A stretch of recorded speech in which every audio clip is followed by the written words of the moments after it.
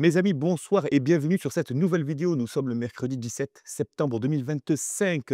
Grosse soirée qui s'annonce. La Fed va-t-elle baisser ses taux d'intérêt comme prévu de 0,25%? Va-t-elle les baisser de 0,5%, ce qui pourrait faire exploser le marché crypto? Va-t-elle les maintenir, ce qui serait une énorme surprise et qui mettrait vraiment un gros coup de clim sur le marché? Personne ne le sait, c'est ce qu'on saura à partir de 20 h heure française. Donc suivez-moi sur Twitter.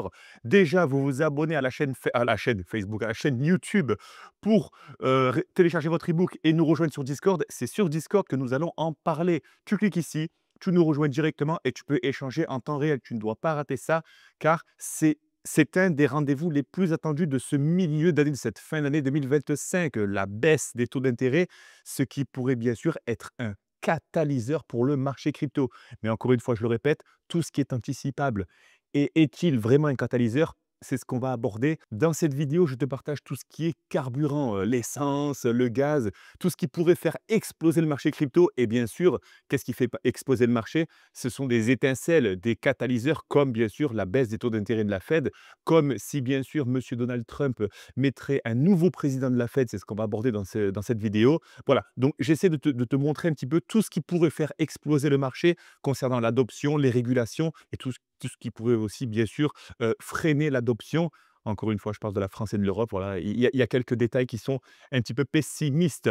Mais n'oublie pas de t'abonner pour ne pas rater nos 3 rendez-vous quotidiens. Je le répète, le lundi, le mercredi et le samedi, ce sont nos 3 rendez-vous. Et aussi, tu n'oublies pas de télécharger ton e-book. Tu cliques ici, c'est format PC et format téléphone. Tu vas voir un petit peu les parcours de nos chers membres qui sont aujourd'hui autonomes sur le marché crypto et tu dois te lancer. Tu dois passer à l'action dès maintenant. Tu cliques ici et tu télécharges ton e-book. Il atterrira dans ta boîte mail et tu pourras bien sûr comprendre comment fonctionne l'écosystème crypto et pourquoi ça devient une nécessité de s'y intéresser. Donc on se voit après le jingle. C'est parti.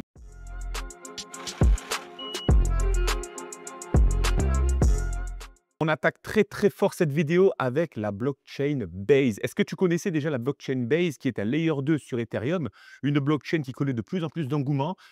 La rumeur est confirmée, Base, de la plateforme Coinbase, explore le lancement de son propre token. Je te rappelle que Base, aujourd'hui, n'a pas de token, mais connaît un très, très fort engouement concernant, je vais aller sur DeFi Lama, concernant l'adoption des protocoles au sein de cette blockchain, hein. Base est ici, est la sixième blockchain, avec une TVL avoisinant les 5 milliards de dollars, hein. Beaucoup d'engouement, mais pas de token. Ethereum a un token, Solana a un token, Bitcoin a un token, BSC, Tron, tout le monde a un token sauf Base. Je te rappelle que le token un petit peu proxy de la blockchain Base, c'est Aero. Pourquoi? Parce que Aero, c'est le token natif du DEX sur Coinbase. Donc, c'est un petit peu à ce token qu'on se réfère quand on veut investir dans Base. Mais si Base sort ce token, ça pourrait être cataclysmique et dans le bon sens parce que il pourrait y avoir un airdrop qui serait partagé. Donc, aucune confirmation, bien sûr, mais s'il y a un airdrop du token Base, ça veut dire que si tu as déjà utilisé cette blockchain, tu recevras du token Base tout frais dans ton wallet et tu pourras le vendre, bien sûr. Il passerait à 2, 3, 4, 5, 10 dollars.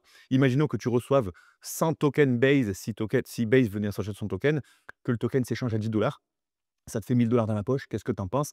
Mais ce n'est qu'une rumeur et tu sais que tout commence par une rumeur et la rumeur est confirmée, hein. Le CEO de Coinbase, Brian Armstrong, a dit qu'il explorait, un Base Network Token donc pour bien sûr, continuer à développer, la structure, la blockchain et cetera, créer un système de gouvernance et cetera. Donc très, très grosse nouvelle pour la blockchain Base. On continue très rapidement avec l'adoption Bitmain.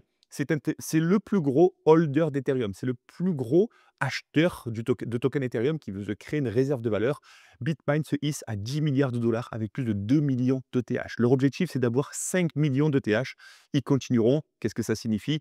Si Bitmain continue d'acheter de l'Ethereum, forcément que le prix va continuer d'augmenter si de l'autre côté, on ne libère pas autant d'Ethereum que ce qu'on en crée. Donc, très, très gros signal d'adoption pour Bitmain. Nous avons MicroStrategy avec Michael Saylor, excuse-moi, des fois je cherche, qui continue de se créer une réserve de Bitcoin. On a Bitmain qui se crée une réserve d'Ethereum. C'est une très, très grosse nouvelle, très bonne nouvelle et très gros signal d'adoption. On continue.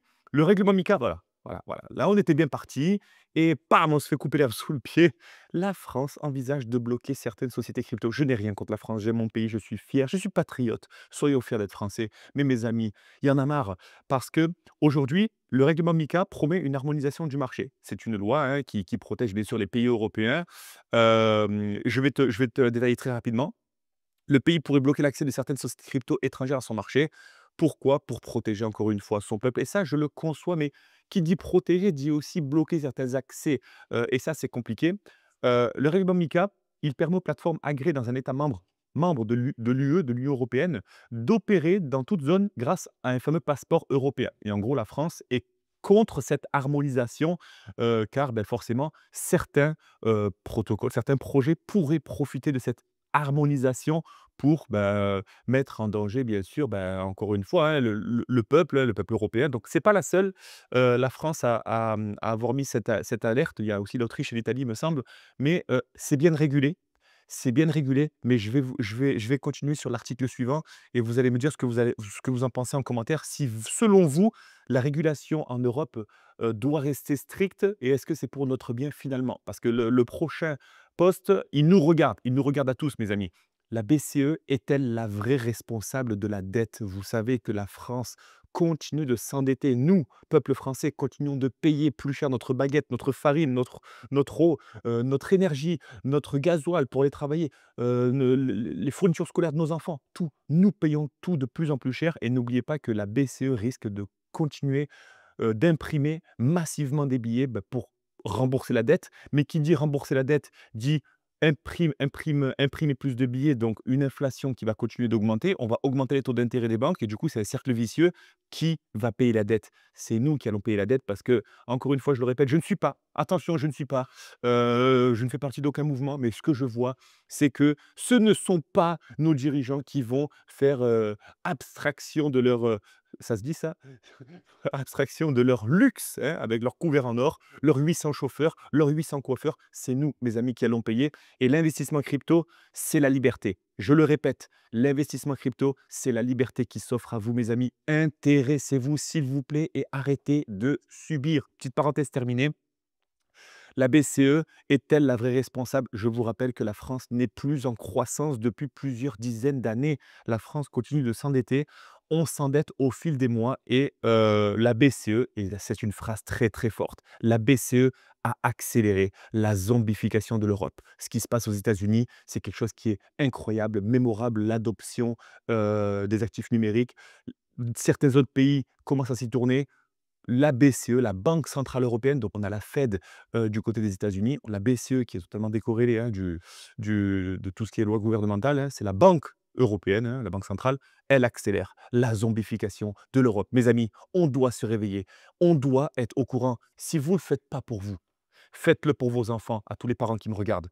L'euro numérique, sursaut ou désir de la BCE de tout contrôler? Dites-moi en commentaire ce que vous en pensez, parlons-en sur Discord. Selon vous, on n'est pas en train de créer un état d'alerte, de nous mettre vraiment, encore une fois, quelque chose dans la tête en nous disant que l'euro numérique va nous sauver. Dites-moi vraiment ce que vous en pensez.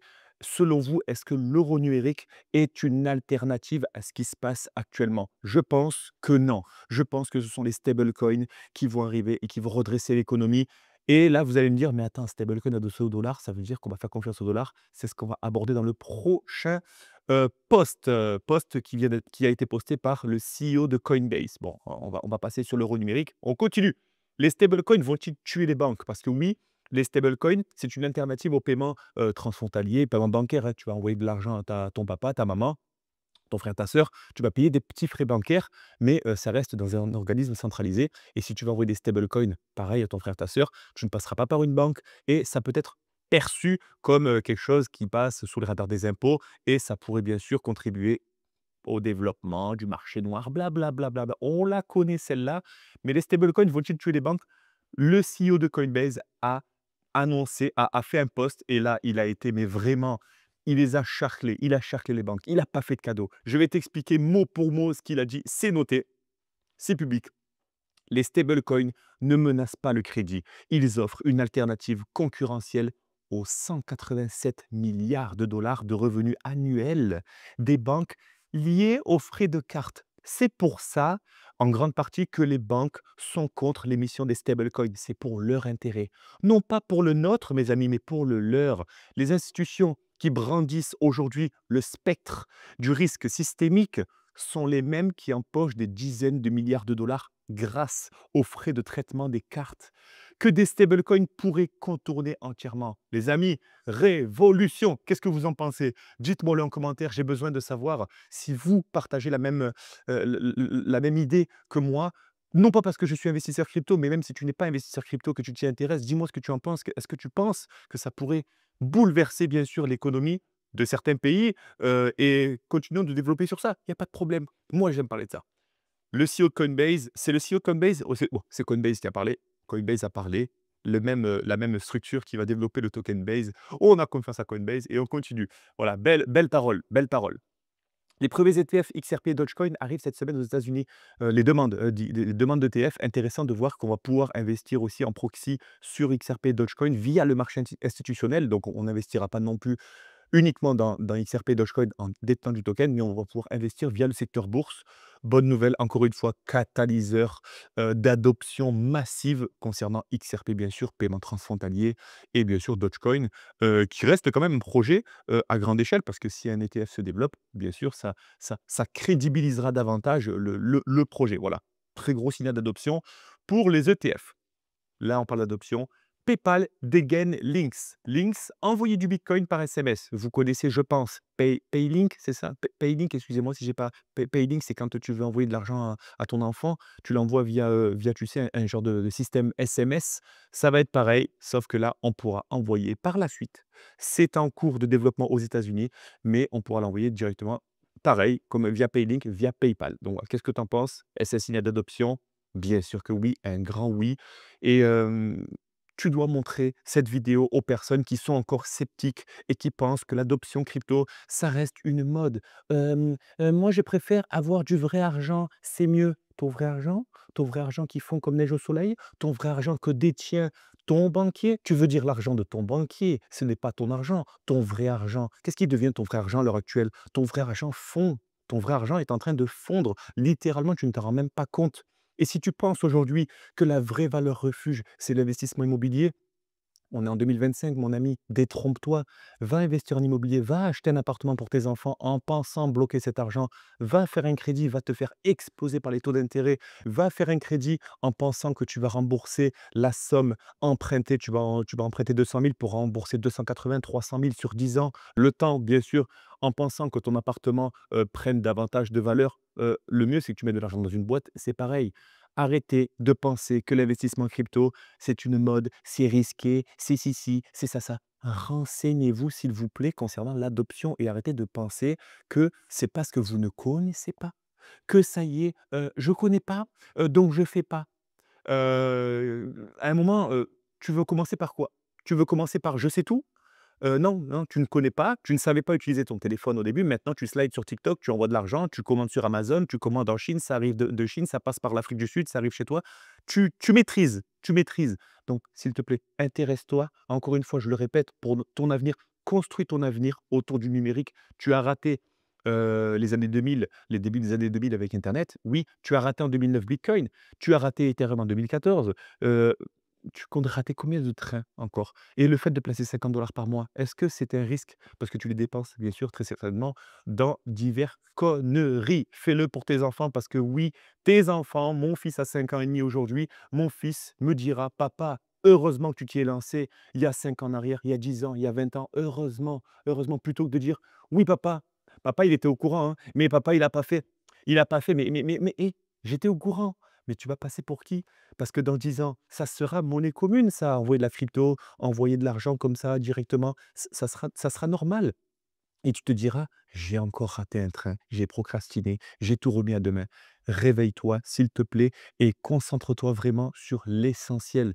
Je ne te demande pas d'investir de l'argent, je te demande juste de t'intéresser. Parenthèse terminée, ça suffit. On continue. Article suivant, Trump veut prendre le contrôle de la Fed. Au moins c'est fait, il faut savoir, je te le répète, que la banque centrale américaine est totalement décorrélée du gouvernement américain. Elle fait ce qu'elle veut, quand elle veut. C'est elle qui régule, c'est elle qui régule la politique monétaire aux US et Trump est là pour tout casser. Il veut baisser les taux d'intérêt pour donner plus de pouvoir d'achat aux Américains et il a nommé, un pro crypto entre parenthèses, quelqu'un qui serait plus ouvert aux actifs numériques, au sein, de l'équipe de la banque centrale américaine, non pas au sein de au siège du poste de président, pas encore. Mais il voudrait que Jérôme Powell démissionne, bien sûr, pour donner, plus de, plus de flexibilité à la politique monétaire. Voilà, c'est pensez-vous que Trump est fou? Pensez-vous que Trump est visionnaire? Dites-moi-le en commentaire. Mais Trump, selon moi, c'est un catalyseur du marché crypto, bien sûr, et il s'en met plein les poches, le cochon. Il en profite. On continue. Après, on va attaquer l'inflation. Petite parenthèse sur l'Afrique subsaharienne. Gros, gros big up à toutes les personnes qui ont de la famille en Afrique. L'Afrique est en croissance de 52%. Pourquoi? Parce que l'Afrique utilise de plus en plus les stablecoins. Nous en avons parlé, mes amis. Le continent africain doit se relever et c'est en cours. En 2024, 52% de la valeur on-chain reçue entre juillet et 2024 et 2025. Le Nigeria est un très gros vecteur d'adoption de crypto-monnaies et ça fait plaisir. Nous sommes très très fiers de voir que les richesses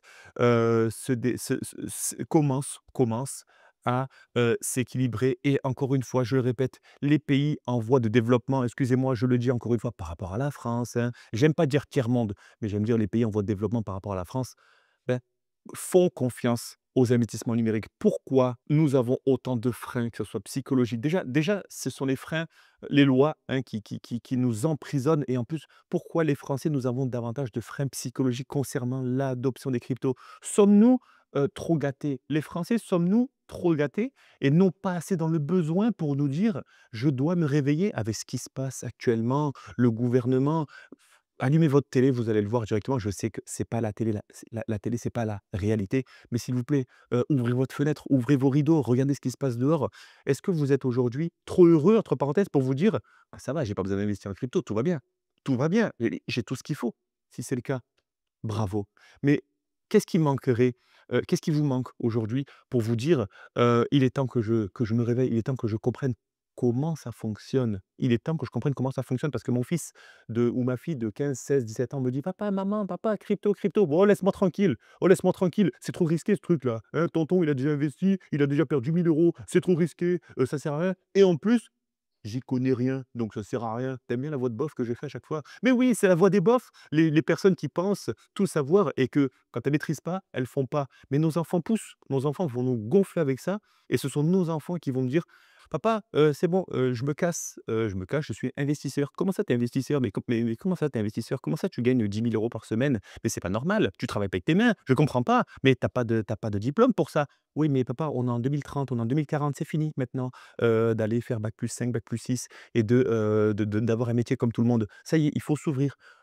Ah ouais, mais ah ouais, mais j'ai raté quelque chose? Oui, tu es en train de rater quelque chose. Je te le dis parce que là, on est en train de faire une vidéo sur l'adoption, la régulation. Tu es en train de passer littéralement à côté du plus gros, boom de ces milieux de siècles, j'ai envie de te dire. Donc tu ne dois pas, rester ignorant, mais vraiment, vraiment, vraiment, je parle vraiment avec le cœur. C'est vraiment avec le cœur parce que moi, je suis déjà dedans.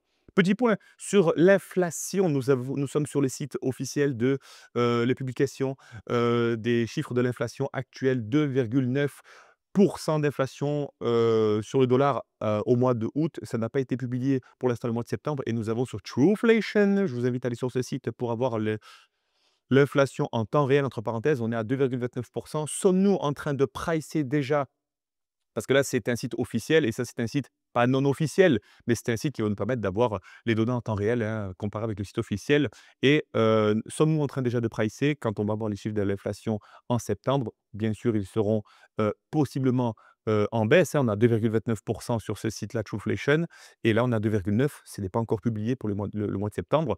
Donc ça peut être déjà un indicateur clé pour nous dire que les taux d'intérêt pourraient bien sûr être baissés de 0,25, ce qui serait déjà, attendu, je vous le répète et j'ai pas envie de dire que ça pourrait faire exploser le marché ou pas. Si c'est attendu, si je vous parle de mon passé, tout ce qui est attendu normalement crée de la volatilité. Ce n'est que mon avis, donc attention, on peut aller au nord, on peut aller au sud, on peut aller au sud, on peut aller au nord et cetera. Sur les holders, sur les personnes qui ont des cryptos sur le moyen terme, vous serez gagnant. Par contre, les personnes qui viennent de rentrer maintenant sur le marché crypto en pensant que ça va changer votre vie, il y a de faibles risques. Voilà, c'était une petite information comme ça à prendre avec des pincettes. Mais voilà, donc 2,29 à l'heure d'aujourd'hui. N'oubliez pas que c'est Chainlink qui est utilisé aussi pour publier les taux, que ce soit le taux d'inflation, que ce soit, le PCE et cetera.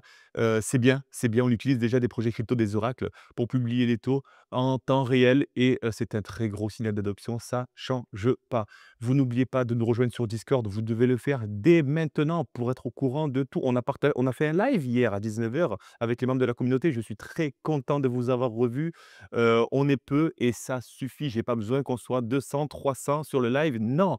Je vous rappelle que le serveur Discord, c'est un ETF, c'est un ETF notre serveur Discord, c'est-à-dire qu'il y a environ 200 places. Les nouveaux qui vont arriver, si vous êtes actif, c'est gratuit, hein. Vous êtes actif, tant mieux. Je vais virer continuellement des personnes qui sont inactives. Ça va être un principe d'autorégulation, c'est comme ça, l'ETF. On garde uniquement les personnes qui sont investies et qui veulent avancer et les personnes qui sont là et qui sont passives et qui attendent.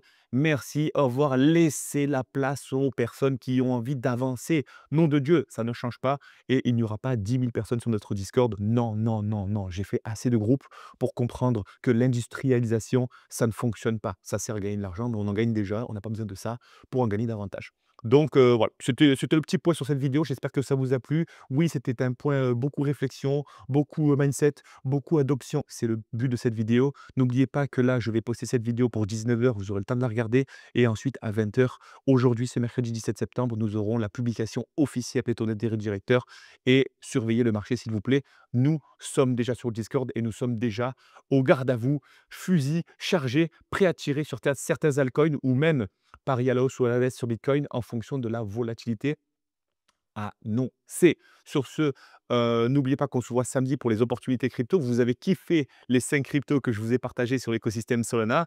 J'espère que vous êtes vraiment bien renseignés sur ces projets avant de vous positionner et samedi là, je vous partage une blockchain qui, selon moi, est vraiment, révélatrice de l'adoption crypto et on est sur des prix très, très intéressants. Donc que ce soit cette blockchain ou d'autres, pas mal de projets à vous partager ce samedi. Donc restez branchés et abonnez-vous, activez la cloche pour ne pas rater cette vidéo. Passez une excellente soirée bien sûr mes amis, un bon appétit et la vidéo est coupée. On se voit de suite sur Discord. À très vite mes amis. Ciao!